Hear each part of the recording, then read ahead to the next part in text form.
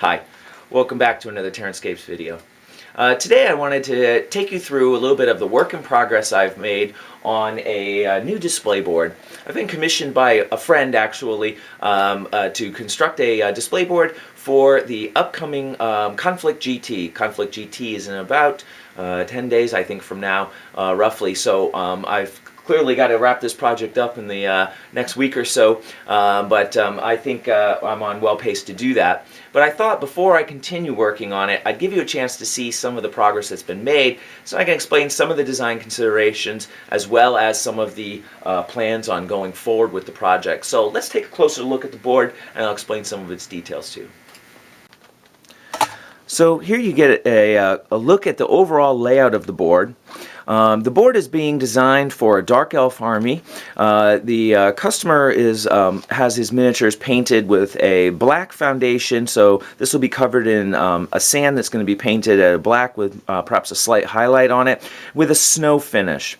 One of the things that I thought I would do as an improvement over my last display board that I did for my own Dark Elves was to work a little bit differently on the cliffing. I think I just gerunded cliff, and I just verbed gerund.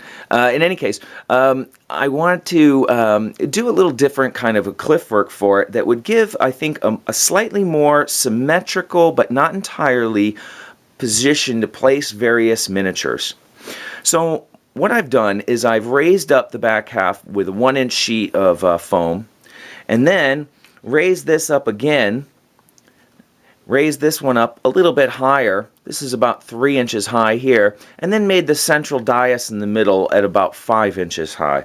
So this is going to allow you to place, very prominent miniatures on the top, perhaps a dragon, cauldron of blood, individual characters, things like that, and give a really nice focal point to the display board, very nice central point, and then have flanking units coming down, and then have plenty of space in the front and along this to place additional units. What I've done is I've done some of that soft casting of the rocks across the sides here to blend this and create a very nice, naturally shaped cliff face. Looking at it, I think if I had my druthers on fixing it, I might have extended this out a little bit in the back. But again, some of those design considerations, I really wanted to leave this area as open as possible to accommodate a large block of troops if needed. There is going to be additional material placed along the edges and the bottoms of all of these cliffs, and that's going to absorb some of the space of the board. So I was a little reluctant to push these edges out and flange them out to give it, a more natural look in terms of topography and be at the risk of sacrificing space to place a large amount of miniatures. Thinking in the snow theme, the plan I have right now is to drift the snow so that it's blowing from this direction against all of the surfaces on the model.